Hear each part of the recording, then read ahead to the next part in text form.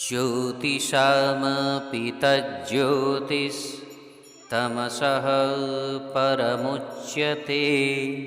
ज्ञानं येयं ज्ञानगम्यं हृदि सर्वस्य विष्ठितम्। बंधुगण, एठारे श्रीकृष्ण विभिन्न प्रकार रे भगवानंकर श्रेष्ठता प्रतिपादन करिसंति। सूर्य, चंद्र, तारका, अग्नि एवं अलंकार आदि विभिन्न प्रकारर उज्ज्वल वस्तु रहिछि, किंतु आलोकित करिवार शक्ति काहार मध्य नाही। जेतेबेले भगवान तांकु शक्ति दियंती सेतेबेले ही सेमाने कौनसी वस्तु को आलोकित करि पारंती।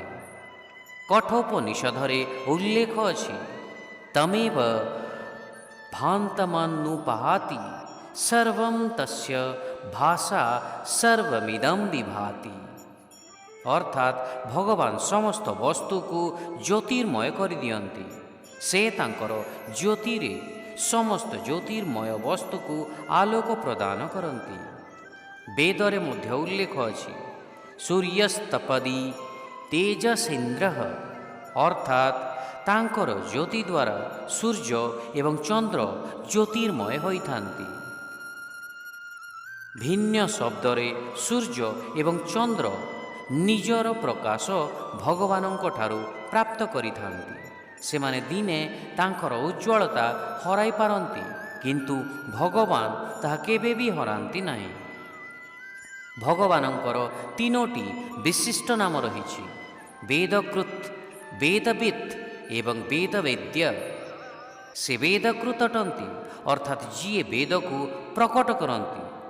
से वेदवित् अटंती, अर्थात जिए वेद को जानती।